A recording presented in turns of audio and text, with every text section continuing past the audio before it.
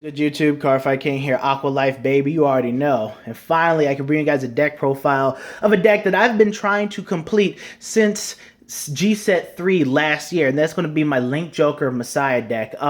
Thanks to a good friend, I was able to pick up my Amnesty Messiahs I needed, and Excelix among other things, for a really good deal. But obviously, I did have to instill a financial plan, so that I would be able to pick up these items off of him. And as you can see, it did work out. Now, this is going to be my first real attempt at being able to play Messiah Link Joker since GBT-03, since I picked up the sleeves, the trial deck, and everything for the main deck. It's been in cold storage until now. I mean, literally, mostly it's just because MC Messiah has been at such a god-awful price of like $80+. I mean, at one point he's reached $100 or whatever.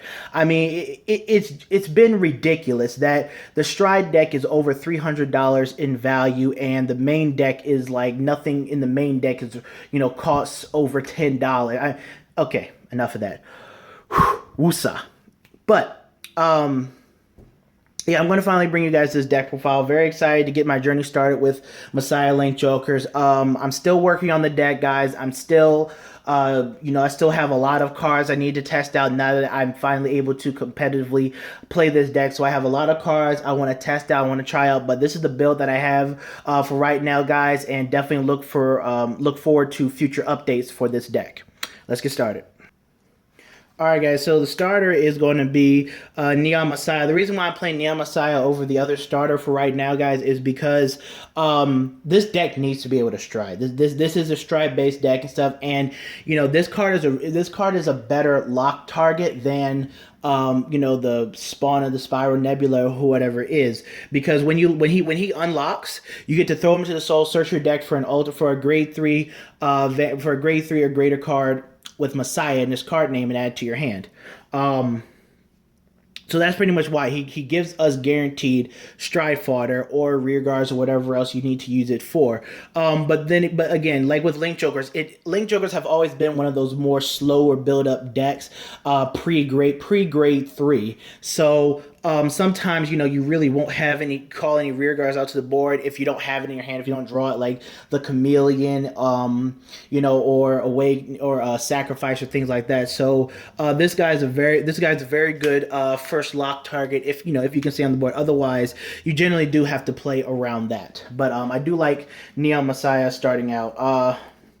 Obviously, 4 heal triggers. I really like the artwork on these triggers. Guys know I'm not into that waifu crap, but I do like the heal triggers. Pretty nice. So 4 heals. I'm playing 4 draws. Someone suggested to me I should play 12 crit, but with some recent testing of the deck, I figured that 12 crit wouldn't be, kind of slows the deck down more than I wanted to. Obviously, this deck is fast. It has drawing capabilities and things like that. But early game when you're playing the grade 2 game with this deck, or where you need to be actually see your piece, because this is one of those decks where it's more field reliant. It doesn't have the deck thinning capabilities kind of like Chaosbreaker has with access to Colony Maker and Carbon.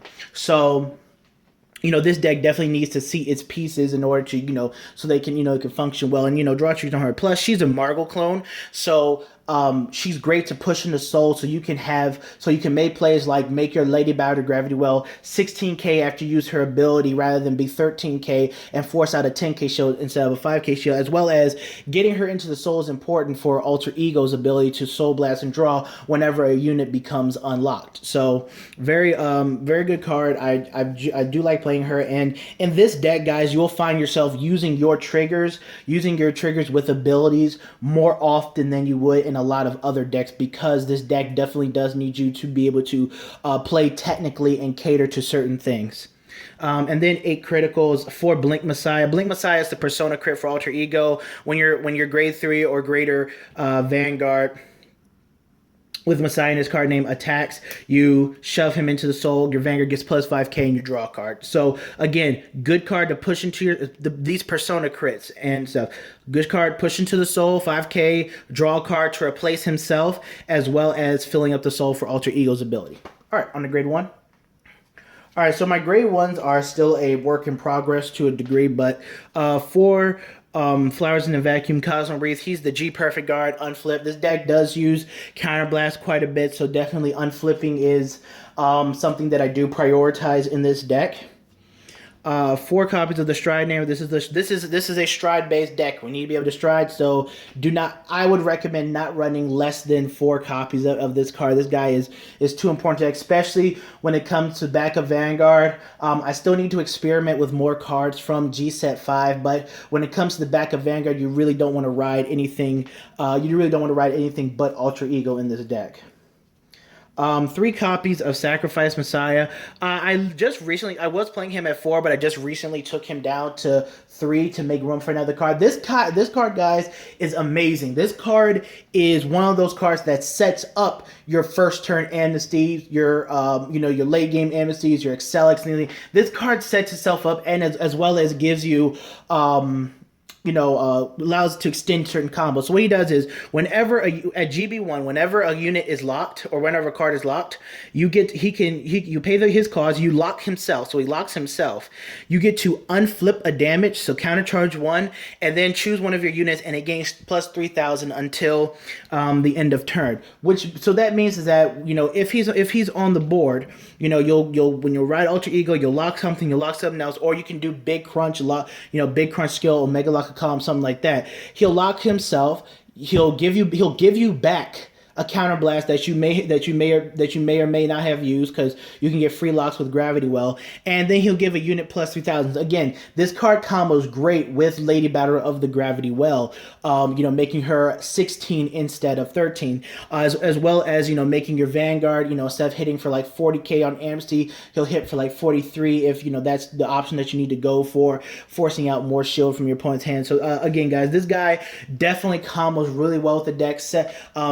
Helps set up your amnesty plays so they're a lot easier. Your Excel plays are a lot easier. Very, very good card, guys. I'm running 2 copies of Lady Batterer of the White Dwarf.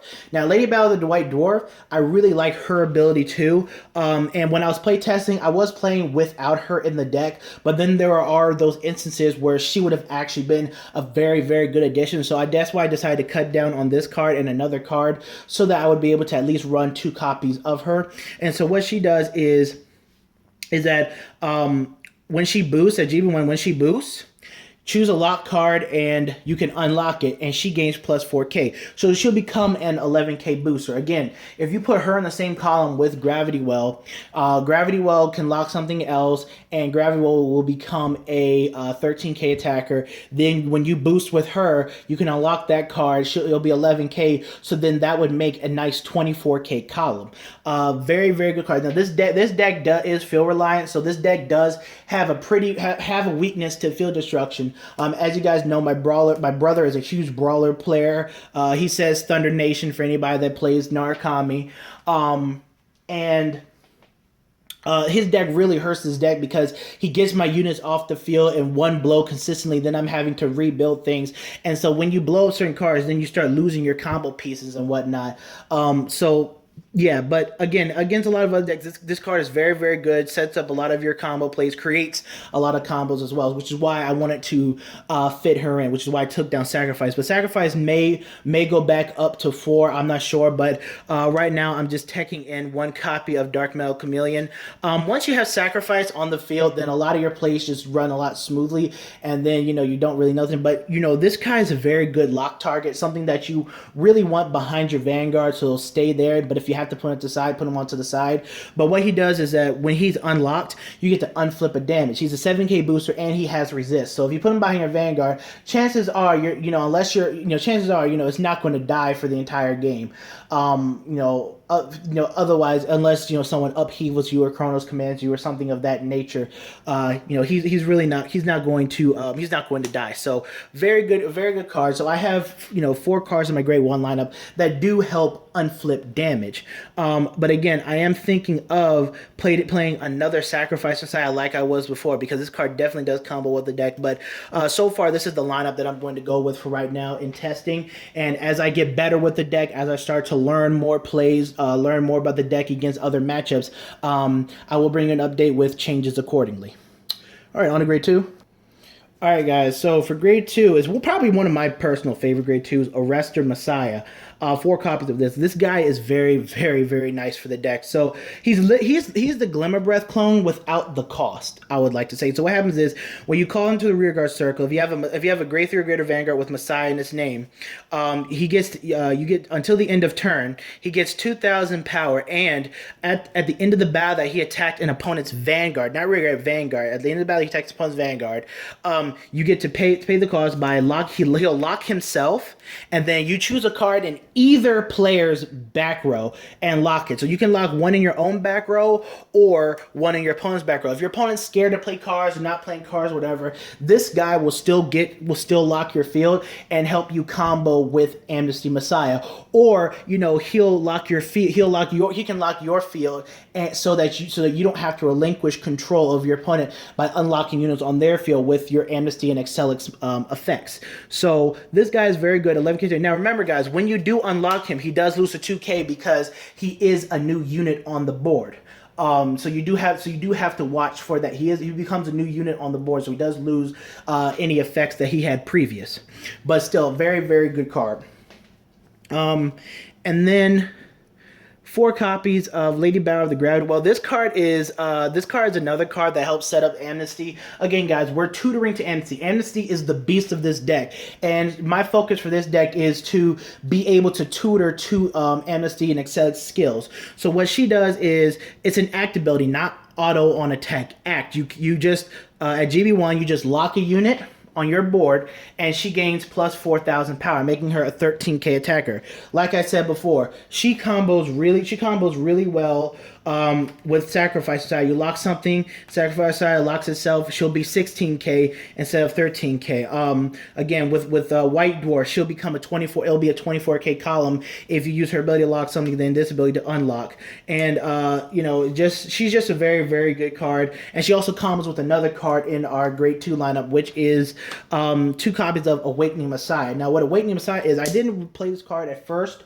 Wasn't too fond of it because I could never keep him on the board usually, but I'm trying to learn different placements for him. I might stick him behind my Vanguard column like I've seen some videos do. Just certain things I'm experimenting with. But what Awakening does is whenever he becomes unlocked, so you have to lock him. Whenever he becomes unlocked, you get to choose another unit on your board or another rearguard on your board, stand it, and it gains plus 2,000 power. So that means that again, he combos with her. You can just lock him with her ability. She's at 13 now. Then when you attack and boost, you can unlock him. It'll be a 24K attack. You'll restand her, and she'll gain plus 2,000 power. So she'll be at 15. But remember, the battle is still going on while effects are going on. So she'll restand, gain the 2,000 power. So instead of it being 24, the column will now be a 26K, meaning that your opponent's going to have to drop a 20K guard for that attack. So that's just one of the combos that you can do with this deck involving these cards. Again, like I said, this deck is very combo reliant. This deck definitely needs you to have a good field setup and maintain your board. So yeah. But I do like Awakening Messiah. Combos very well. And then last card I'm playing is one tech copy of Blasphemic of the Thundering Foot. Literally, he is the grade 2 version of White Dwarf. When he attacks, you can unlock a card. He gains plus 4,000 power, making him a 13K attacker. And swing. So again, you can combo him if you use Ultra Ego to lock Awakening, you attack with him, unlock him, he gains plus 2K, so it'll be 50. It'll be 15 to Vanguard, but then he'll restand and still be at 15. I mean, this deck definitely has a lot of combos within it, and a lot of things that you can do. So yeah, very, very, pretty decent card. Again, I'm only playing 1 copy of him because I'm a bit iffy on him at the moment. I'm not really sure if he's a good card to run the long run. A lot of the profiles I've seen don't usually run him or run probably 1 tech copy of him. But in the games that I have been playing in, there are times when I would prefer to have him on the board to use his skill, because his skill can be very useful at times. Him or White Dwarf. So in those certain situations, I wish I had him. So that's why I'm taking in 1 copy of him for right now, because I'm not really comfortable at this point in time with dropping an Arrestor or Lady Bower of the Gravity Well. So yeah, again, like I said, this is my first real first real chance I get to finally play this deck competitively. So again, I'm still learning with the deck. If you guys have any suggestions, please put it in the comment section below, and let's get better together with this deck. All right, and on to grade 3. All right, guys. So for grade 3, for the backup I'm running is Lady Battle of the Lady Gunner of the Neutron Star. She's not a card you want to ride. You really don't want to ride her because her ability really sucks if you ride her first without being a generation break. But what she does is when she's called to the Vanguard or Rearguard circle and you're at GB1, you get to choose one card on your board, lock it, then choose any card on choose any Rearguard, obviously Rearguard on your opponent's board, excuse me, and lock it as well. So again, she's a free lock your own, lock your opponent's unit, and again, helps set up for your NFC plays. Just helps set up your field, and different combos that you can execute in general. So that's why I really like her more as a rear guard.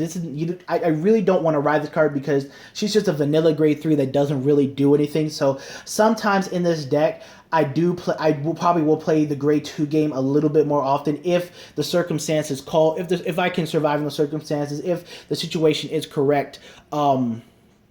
Because I'm trying to fish for my stride enablers so I can search out my alter ego, or just hopefully search and draw into my alter ego.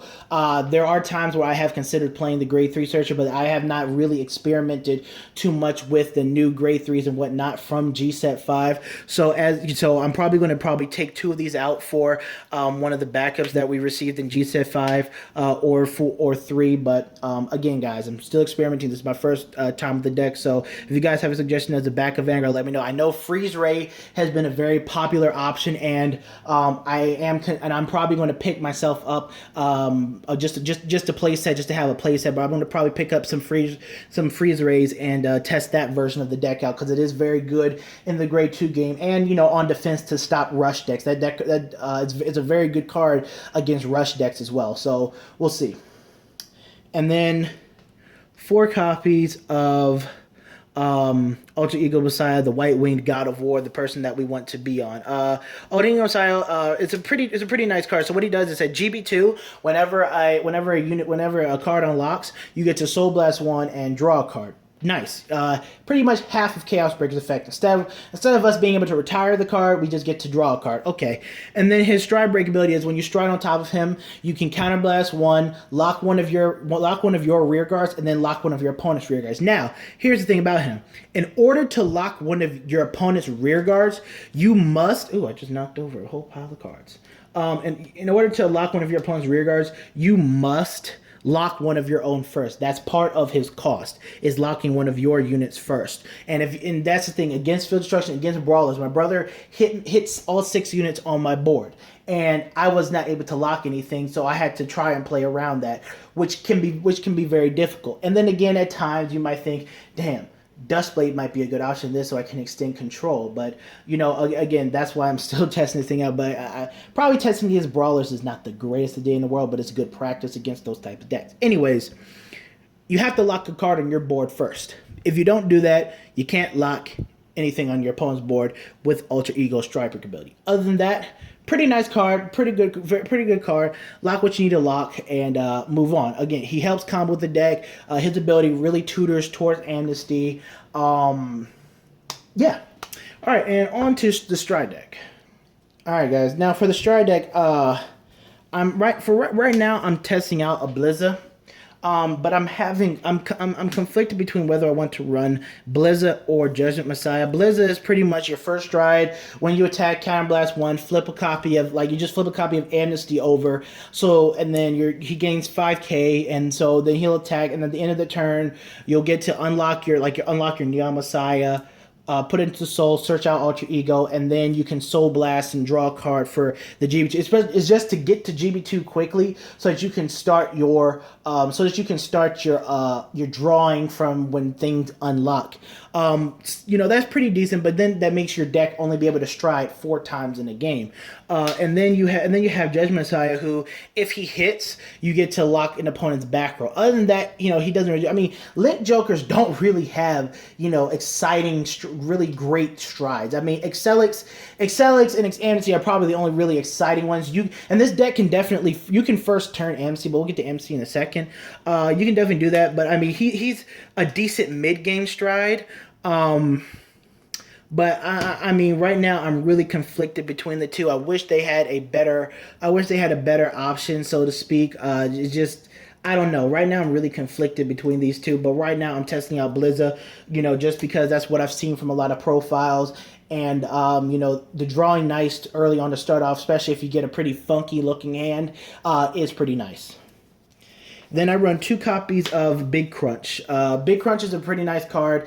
What you do is you counterblast 1, G-flip him, so you have to have another unit. If you have another unit face up, then in the G zone, then you get to choose a card in the column and Omega Lock the entire column. I wish it was just Omega Lock 2 units so I can do 1 in there, but he does take away an opponent's column. Does help extend into following turns so that you can do certain things. Helps set up for Amnesty if you need to unlock your opponent's units. Really helps set up Excelix Messiah for later in the game. Very, very good unit. I do like him at 2. I used to play him at 4, but because we got Amnesty and Excelix, I did have to cut him down to 2.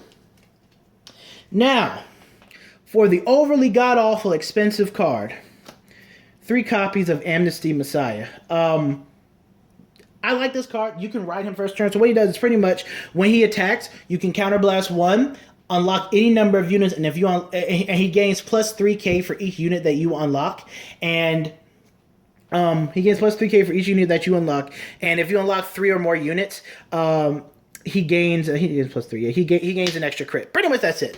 You can first ride him. You can ride him first because he's not GB2 restricted or anything like that. Which is why I have this deck really tutoring towards Amnesty, which is what's making me feel like I need to pick up another copy of him. But that's gonna come later on with more testing. Again, you can go him first stride. If your opponent, if you have a pretty good feeling your opponent doesn't have a perfect guard in their hand, you can definitely first turn Amnesty them with Arrestor Messiah, with Gravity Well, Ultra Ego's ability, Sacrifice Messiah if you set him up the turn prior, and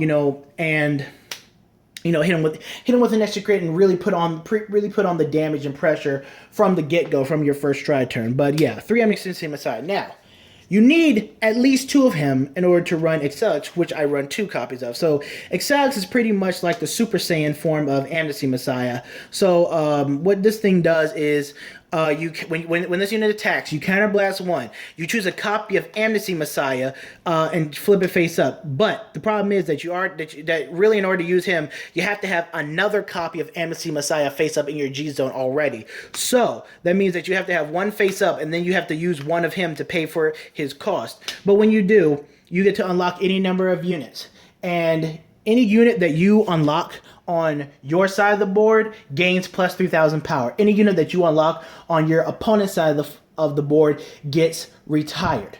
Very good, very Chaos Breaker-esque, in a way.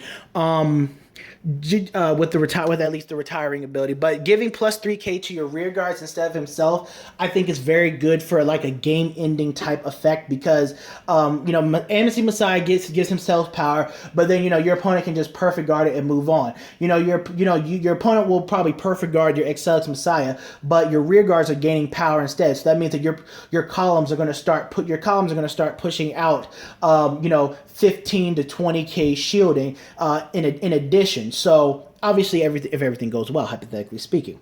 So he's a very good card, for when you're into the game, giving your rear guards extra power for unlocking them and making them push columns.